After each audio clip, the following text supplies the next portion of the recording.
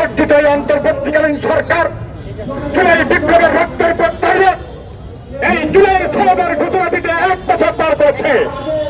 এই সরকার সম্পূর্ণ বিপ্লবী সরকারের এবং অন্তর্বর্তী সরকারের নামকে বিক্রি করে, জুলাইয়ের রক্তকে বিক্রি করে দেশের স্বাধীনতা সার্বভৌমত্বকে এবং দেশের মানুষের অধিকারকে লুণ্ঠিত করে যাচ্ছে। প্রিয় বন্ধুগণ, আমরা অন্তর্বর্তীকালীন সরকারকে স্পষ্টভাবে জানিয়ে দিতে চাই, অবিলম্বে কোন ধালাই পালাই চলবে না।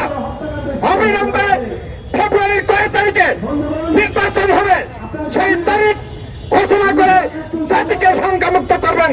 অন্যথায় এই বাংলাদেশের জনগণ আবার রাজপথে আপনাদের সকল অপকর্ম দুর্নীতি উপদেষ্টাদের সমস্ত জবাব দিতে আবার রাজপথে নেমে আসবে। প্রিয় বন্ধুগণ, সকলের সুস্বাস্থ্য দীর্ঘায়ু কামনা করে আমরা নির্বাচনী ব্যবস্থা করতে পারে।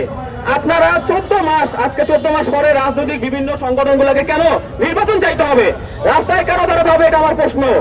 আপনারা সংস্কারের নামে একটা মূলা ঝুলাইছেন আজকে দীর্ঘদিন যাবৎ, আরো সংস্কারে বলছেন যে এটা নাকি আমাদের জুলাই আগস্ট গণঅভ্যুত্থানের আমাদের শহীদ পরিবার আহতদের অধিকার এটার ভিতর থাকবে। আমরা দেখতে পাইতেছি এই সংস্কার কমিশন অঙ্গীকার নামার যে 5-5 ভিতরে লিখছে 2024 সালের জুলাই আগস্ট গণঅভ্যুত্থানে সকল হত্যাকাণ্ডের বিচার হবে। আপনি এই কমিশনকে বলতে চাই সকল হত্যাকাণ্ডের বিচার মানে আপনি কি বলতে চাইতেছেন? 5 আগস্টে যে পরাজিত শক্তি যে হত্যাকাণ্ডের শিকার হয়েছে, 5 থেকে 6 আগস্ট যে হত্যাকাণ্ডের শিকার হয়েছে ওইটা, না জুলাই আগস্টের যে হত্যাকাণ্ড হয়েছে ওইটা? আপনি এটা ব্যাখ্যা করবেন। নির্বাচন কমিশনার যারা আপনার ঐক্যবদ্ধ কমিশনে যারা আছেন সবাই ব্যাখ্যা করবেন আপনি কেন ওই 5 নম্বর লাইনের ভিতরে সকল হত্যাকাণ্ডের বিচারটা সংযুক্ত করছেন। আর আমি এখনো হুঁশিয়ারি করে দিতে চাই, আপনারা ওই হাসিনার ফাঁসিবাদ হয়ে উঠেন না। আপনারা যখন শপথ গ্রহণ করছেন তার কিছুক্ষণ পরেই অন্তত প্রথম ক্যাবিনেট মিটিং এ আপনাদের সিদ্ধান্ত নেওয়া উচিত ছিল কবে নির্বাচন হবে, কতদিনের ভিতরে আপনার সংস্কার হবে। এগুলা আমাদের জাতির কাছে স্পষ্ট করা দরকার ছিল। আমাদের রাজনৈতিক দলগুলো বারবার কেন আপনাদের কাছে এটা বলতে হবে?